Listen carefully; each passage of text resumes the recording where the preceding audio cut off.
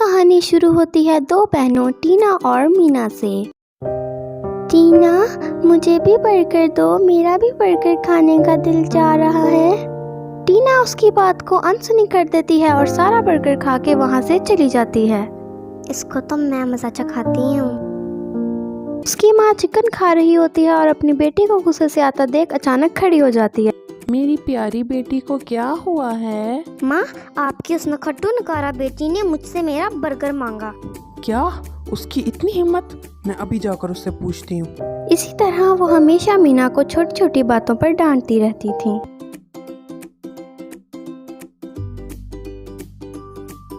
मेरी प्यारी बेटी, आओ मेरे पास बैठो।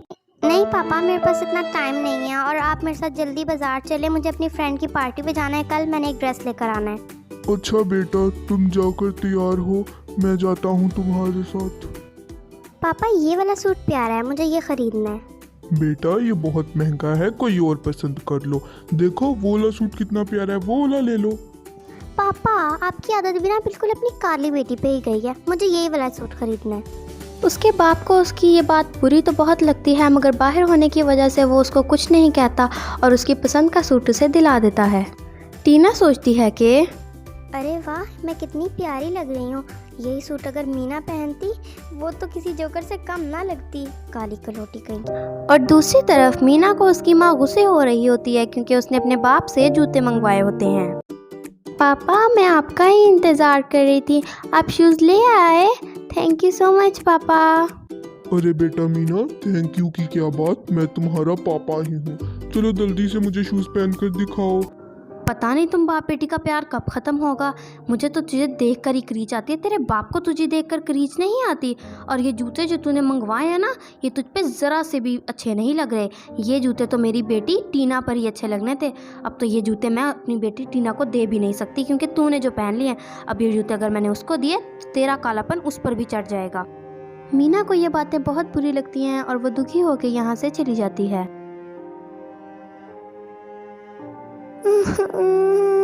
सब लोग मेरे साथ बुरा सलूक करते हैं, मैं क्या करूं?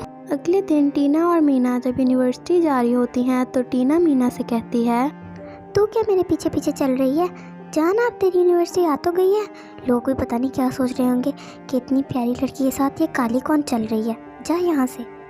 टीना और मीना अलग अलग यूनिवर्सिटी में जाती थीं क्योंकि टीना बहुत प्यारी थी और मीना का रंग काला था, इसलिए उसकी माँ उनको अलग अलग यूनिवर्सिटी में भेजती थी ताकि कोई भी टीना का मजाक ना उड़ाए कि उसकी बहन मीना बहुत काली है, क्योंकि वो मीना से ज़्यादा टीना से प्यार करती थी।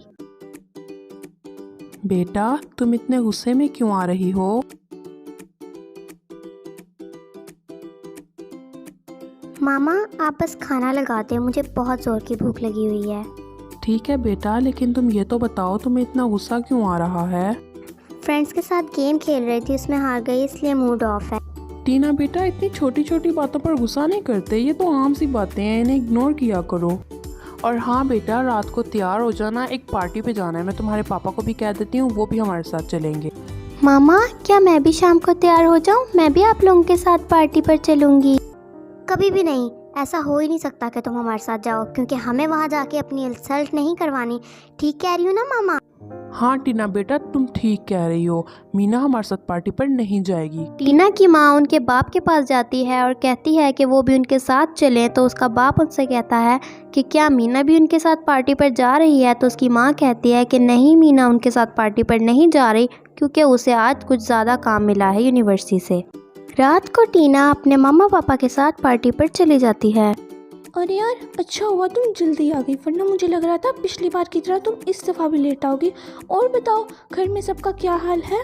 हाँ यार, मैं तो बिल्कुल ठीक हूँ, तुम सुनाओ। और हाँ यार, मैं सोच रही थी तुम्हारी बेटी बड़ी प्यारी है, और वैसे क्या तुम्हारी सिर्फ एक ही बेटी है? हाँ यार, मेरी सिर्फ एक ही बेटी है, मेरी दो बेटियाँ नहीं है, मेरी सिर्फ एक ही बेटी है टीना। ये तुम अपनी दोस्त से क्या कह रही थी कि हमारी सिर्फ एक ही बेटी है?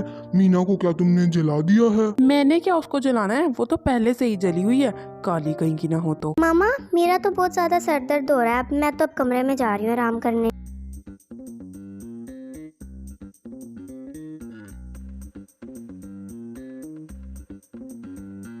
सर पर दर्द हो रहा है, कपड़े चेंज कर लूँ फिर आकर लेट जाऊंगी।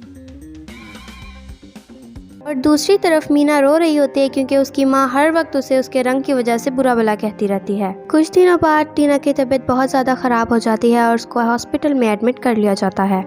जब टीना हॉस्पिटल से घर वापस आती है तो वो कमरे में आराम कर रही होती है तो उसका सर दर्द होता है और वो अपनी माँ से कहती है कि मामा मेरा सर दर्द हो रहा है, आप मेरा सर दबा दें। तो उसकी माँ कहती है कि बेटा हम लोग अमीर लोग हैं और वैसे भी सर दबाने से कौन सी तुम्हारी तबीयत ठीक हो जानी है, तो मेडिसिन लो, तबीयत खुद ही ठीक हो जाएगी। ठीक है, अब तुम आराम करो, मैं चलती हूँ।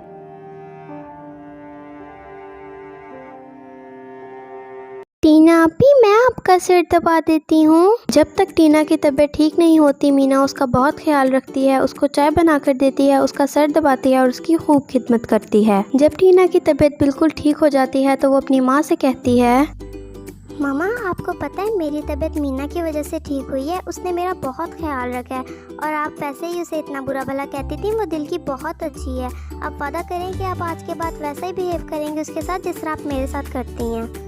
हाँ बेटा, मैं भी देख रही थी जितने दिन तुम्हारी तबीयत ख़राब रही है उसने तुम्हारा बहुत ख्याल रखा है। मैं वैसे ही उसे इतना बुरा भला समझती थी, मुझे अपनी गलती का एहसास हो गया।